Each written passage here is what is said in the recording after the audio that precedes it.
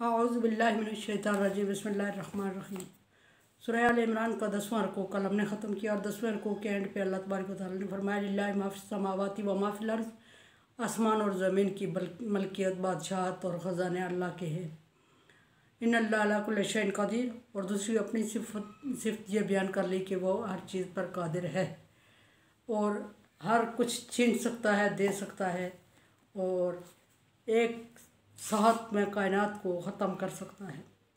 आगे अल्लाह तबारक व तआला आयत फरमा रहे हैं, दलील अक़ली कहा जाता है इस्लाम की ज़बान में इसको। दलील अक़ली का मतलब है कि अल्लाह ताला प्रूफ दे के इंसान को समझाना चाह रहे हैं कि किन चीज़ों पे इंसान गौर करे और अक्ल इस्तेमाल करे, और अक्ल जब इस्तेमाल करेगा तो उसको खुद ही खुद समझ आ जाएगी। लेकिन डायरेक्शन अल्लाह तबारक व तआला दे रहे हैं कि किन चीज़ों में गौर व फिक्र करो और किन में अक्ल इख्तियार करो। अल्लाह तबारक व तआला ने इंसान को 3 चीज़ों की तरफ ऑफ़र दी है, ततफ़क्किरून, ताक़िलून, तदब्बिरून। अक्ल इख्तियार करो, सोच विचार करो और तदबीर इख्तियार करो। यहाँ अल्लाह तबारक व तआला दलील अक़ली फरमाते हुए फरमा रहे हैं कि इन्ना फ़ी ख़ल्क़ि समावाति वल अर्ज़ि वख्तिलाफ़िल लैलि वन नहारि लआयातिन लिउलिल अलबाब। ज़मीन और आसमान की पैदाइश में और दिन और रात के आने जाने में अक्ल वालों के लिए निशानियाँ हैं। अल्लज़ीना यज़्कुरून अल्लाह क़ियामन व क़ुऊदन व जुनूबिहिम व यतफ़क्करून फ़ी ख़ल्क़िस समावाति वल अर्ज़।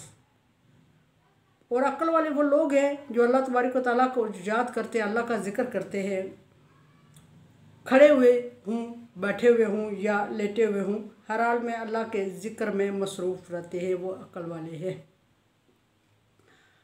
और फिर फरमाया चौथी बात के अक्ल इख्तियार ज़िक्र करने के बाद, अक्ल के बाद वो जब हार जाते हैं और अल्लाह तबारक व तआला के सारे अहकामात को मानने पे मजबूर हो जाते हैं, तो फिर उनके ज़ुबान पे जो अल्फाज निकलते हैं वो कहते हैं रब्बना मा खलक़्ता हाज़ा बातिला। या अल्लाह तूने किसी भी चीज़ को बेमकसद पैदा दुनिया में नहीं किया। सुबहानका, पाक है अल्लाह तू, फ़क़िना अज़ाबन नार, और तू हमें जहन्नम की आग से बचा दे। रब्बना इन्नका, अगली दुआ है ये पूरी, मेरे ख्याल में पूरी हो जाए। रब्बना इन्नका मन तुदखिलन नार फ़क़द अहज़यतहू। ऐ मेरे परवरदिगार, जिसको तूने जहन्नम में डाल दिया वो रसवा और जलील हो गया। वमा लिज़्ज़ालिमीन मिन अंसार, और ज़ालिमों का कोई मददगार नहीं है। ये अक्लमंद लोगों के अल्फाज होते हैं। ये अल्फाज अल्लाह तबारक व तआला ने जो बयान किए हैं ये सिखाए हैं अक्लमंद लोगों को। और ये फरमाया कि दलील अक़ली बयान किया अल्लाह तबारक व तआला ने। और दलील अक़ली बयान करते हुए अल्लाह ताला पहली बात जो अल्लाह तबारक व तआला ने फरमाई वो अल्लाह तबारक व तआला ने ज़मीन और आसमान की पैदाइश में गौर फ़िक्र करने का, सोचने और समझने का और उनको स्टडी करने का हुक्म दिया है कि सोचो समझो और गौर फ़िक्र करो। और अक्ल वालों के, फिर अल्लाह तबारक व तआला आगे एक आयत में फरमा रहा है कि अक्ल वालों के लिए इन चीज़ों में निशानियाँ हैं। गोया अक्ल रखो। पहले मैंने अर्ज़ की कि अल्लाह तबारक व तआला ने 3 चीज़ों की तरफ इंसान को दावत दी है, और वो दावत क्या है? ततफ़क्करून, ताक़िलून, तदब्बिरून।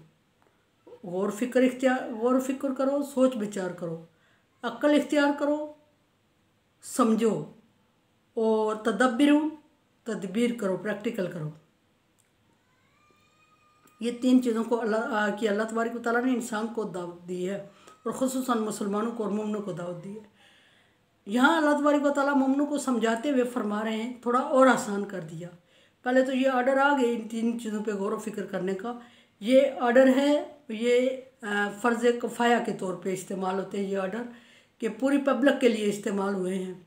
तो जिसकी जितनी सलाहियत है वो इतना सोचे समझेगा, जिसकी अक्ल है वो उतनी ही अक्ल को इख्तियार करेगा, इस्तेमाल करेगा, और जिसकी जितनी सलाहियत है इतनी तदबीर करेगा, इतना ही प्रैक्टिकल करेगा।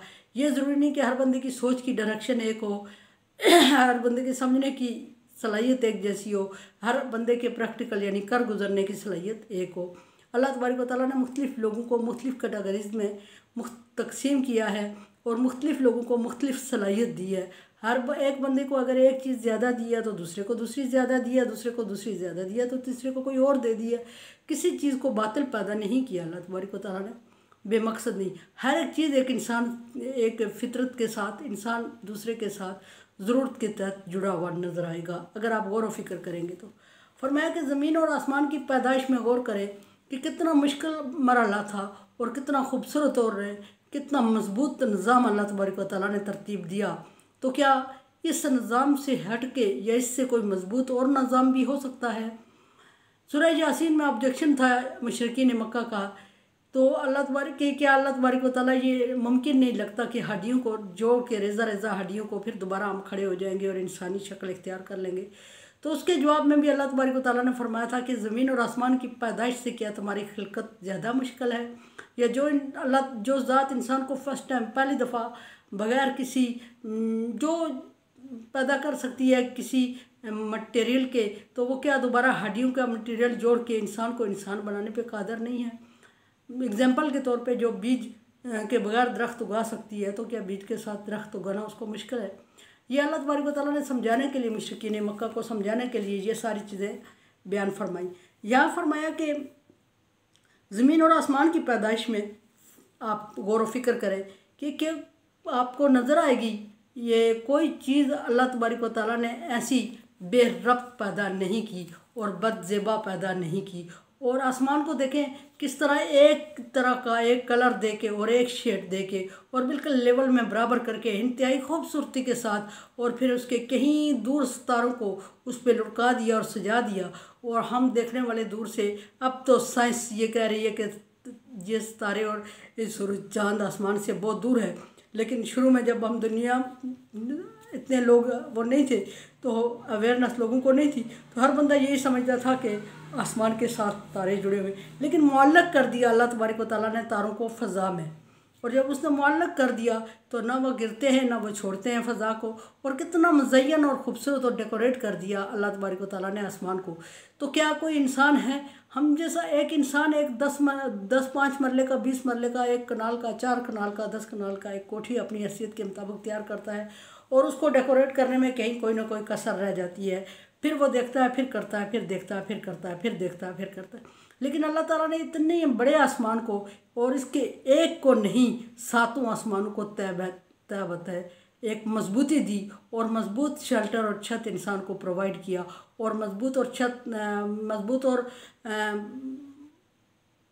छत सिर्फ कुशादा छत प्रोवाइड नहीं किया सिर्फ, बल्कि उसको डेकोरेट करके इंसान के लिए अल्लाह तबारक व तआला ने रख दिया। और फिर ज़मीन को देखें कि ज़मीन को अल्लाह तबारक व तआला ने क्या कितने दूर और कितने एरिया तक फैला दिया, और कि बंदा मतलब सोचने से बाहर ये बात है। अल्लाह तबारक व तआला फरमा रहे हैं कि तुम्हारी सोच से ये चीज़ बाहर है। ज़मीन की इतनी वसअत अल्लाह तबारक व तआला ने फैला दिया इसको, और फिर देखें कि कितनी इंसानियत इस पे आबाद कर ली, और फिर कितने दरख्त और पहाड़ फैला दिए इसमें, फिर पानी के चश्मे जारी कर दिए इसमें। दुनिया की ज़रूरत की, इंसानी ज़रूरत की हर चीज़ ये ज़मीन प्रोवाइड करती है अल्लाह तबारक व तआला के हुक्म से।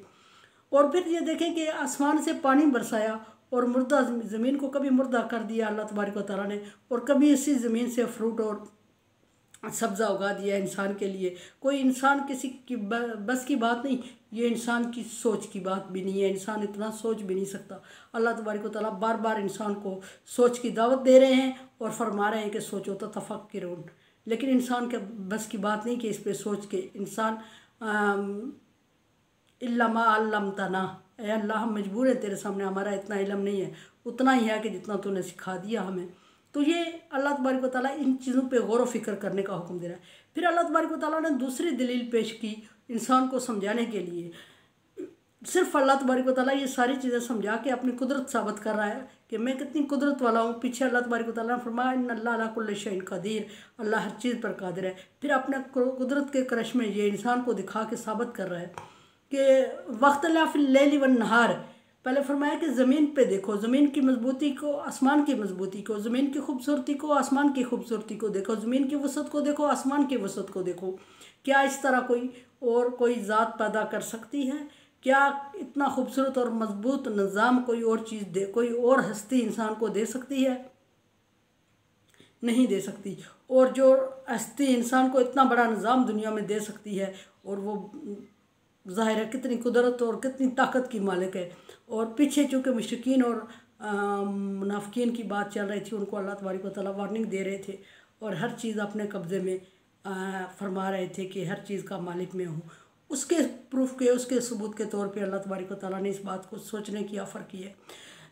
फिर फरमाया कि ज़मीन और आसमान, दिन और रात के आने जाने पे गौर करो। और दिन और रात के आने जाने में क्या क्या अल्लाह तबारक व तआला ने जब से दुनिया तख्लीक की, जब से सूरज और चाँद को, दिन और रात को एक दूसरे के पीछे लगा दिया, सूरज और चाँद को एक दूसरे के पीछे लगा दिया, इससे क्या साबित होता है? और वो उसी डायरेक्शन में, उसी टाइम पीरियड के साथ, उसी एक मेजरमेंट के साथ और उतना ही फैसला और गैप दिए हुए अभी तक चल रहे हैं। कभी ऐसा नहीं हुआ कि सूरज की रफ्तार कम पड़ गई हो और चाँद की तेज़ हो गई हो, कभी चाँद की तेज़ पड़ गई हो, सूरज की कम हो गई हो, कभी एक की रफ्तार थोड़ी कम हुई हो, दूसरे ने उसको टक्कर दे दी हो। ऐसा नहीं हुआ। एक मुनासिब मेजरमेंट का फ़ैसला दिए हुए अल्लाह तबारक व तआला इनको चला रहा है। इससे क्या साबित हो रहा है? इससे ये साबित हो रहा है कि एक ज़ात है जो इस पूरे निज़ाम को, पूरे सिस्टम को चला रही है। अगर उसके साथ कोई और होता, कोई उसका हेल्पर होता, कोई और उसका काम करने वाला होता, तो जहाँ 2-3 बंदे, 2-3 लोग, 2-3 मिलके काम करते हैं, तो वहाँ थोड़ी बहुत झूल काम में ज़रूर आ जाती है, थोड़ी बहुत नासमझी और बेचैनी ज़रूर पैदा हो सकती है। लेकिन ये निज़ाम अबद तक चलेगा, अज़ल से चला है, अबद तक चलेगा। और इसमें किसी किस्म की इनकी रफ्तार में, इनकी पैमाइश में, इनकी खूबसूरती में, इनके निज़ाम में अल्लाह तबारक व तआला ने फ़र्क नहीं आने दिया। ये अल्लाह तबारक व तआला फरमा रहे हैं कि ज़मीन और आसमान की पैदाइश पे गौर करो। लेकिन फिर फरमा दिया कि आयात उलिल अलबाब, ये निशानियाँ हैं। लेकिन फिर अल्लाह तबारक व तआला ने इंसान को इंसान की औकात याद दिला दी, औकात याद करवाते हुए फरमाया कि हर किसी के नहीं, अलबाब अक्ल वालों के लिए निशानियाँ हैं। फिर यहाँ बात आ गई तफक्किरुन ताकिलुन तदब्बिरुन, और ऐसा इतने अल्लाह तबारक व तआला ने फरमा दिया कि अक्ल वालों के लिए इसमें निशानियाँ हैं, और अक्ल वालों को सोचने की, समझने की ऑफ़र कर दिया अल्लाह तबारक व तआला ने। और अक्ल वालों के लिए ऑर्डर आ गया कि तदब्बिरुन, तदबीर इख्तियार करो। लेकिन कोई इंसान अल्लाह के इल्म का अहाता नहीं कर सकता तदबीर करके, उतना ही इल्ला मा अल्लमतना, जितना उसने इंसान को दे दिया उसी का अहाता करेगा, उसी में तदबीर इख्तियार करेगा, उतने ही लेवल पे सोचेगा जितनी अल्लाह तबारक तआला ने उसको कैपेसिटी लेवल दे दिया है। उससे हट के इंसान अगर सोचे, कहे कि मैं सब चीज़ों को सोच के, तो एक मिट्टी का ज़र्रा है, इसमें अल्लाह तबारक तआला ने हज़ार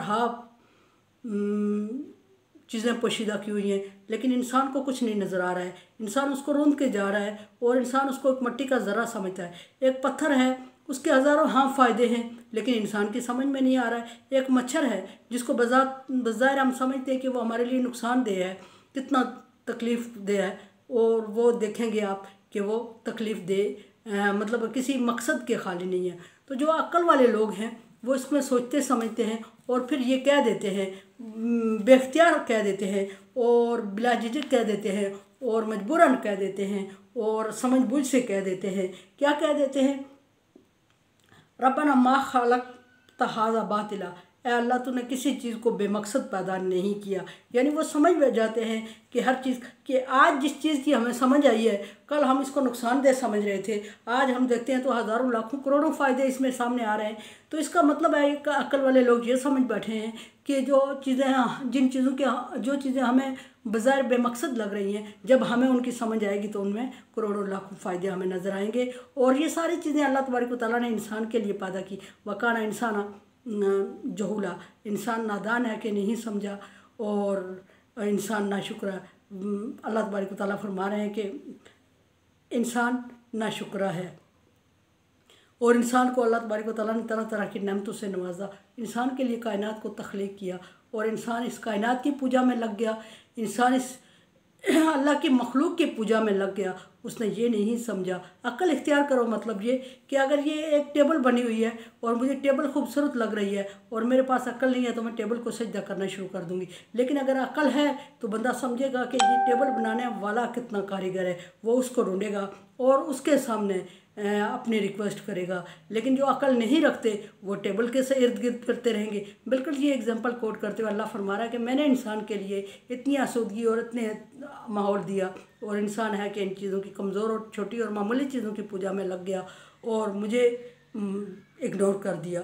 तो सारी चीज़ों पे गौर व फिक्र किया और अल्लाह तबारक व तआला फरमाते हैं कि अक्लमंद लोग क्या उठते हैं कि मा खलक़्त हाज़ा बातिला, तो उन्हें कोई चीज़ बातिल पैदा नहीं की। अल्लाह तबारक व तआला कुरान पाक को समझने की तौफीक अता फरमाए। अगर हम इसको तफसीर करने लगे तो ज़िंदगी पूरी लग जाएगी। एक कुल की तफसीर नहीं कर सकते, इतना इल्म किसी के पास नहीं है। लेकिन थोड़ा बहुत जितना इल्म है उसके मुताबिक इसको समझने की कोशिश करनी चाहिए ताकि ज़िंदगी आसान हो जाए। मेरे लिए दुआ करें, अल्लाह तबारक व तआला मेरे लिए इस काम को आसान करे। और दूसरा ये कि अगर गलती से कोई ऐसी चीज़ ऐड हो जाए जो कि अल्लाह को नागवार गुजरे तो उससे अल्लाह तबारक व तआला दरगुजर फरमाए और उस तरह दिन का काम ले जिस तरह वो चाहता है, उस तरह नहीं जिस तरह हमारी ख्वाहिश है। हमें अपनी ख्वाहिश के मुताबिक वो मोड़ दे, हमारी ख्वाहिश को हमसे मिटा दे, भुला दे। मेरे चैनल को सब्सक्राइब कर रहे हैं, thank you so much. Bell icon को प्रेस कर लिया करें ताकि इन टाइम आपका नोटिफिकेशन आप तक पहुँच जाए। मेरे लिए दुआ करें, ना खौफ न लैन वला यहज़न। Like dislike as you like. अल्लाह हाफिज़।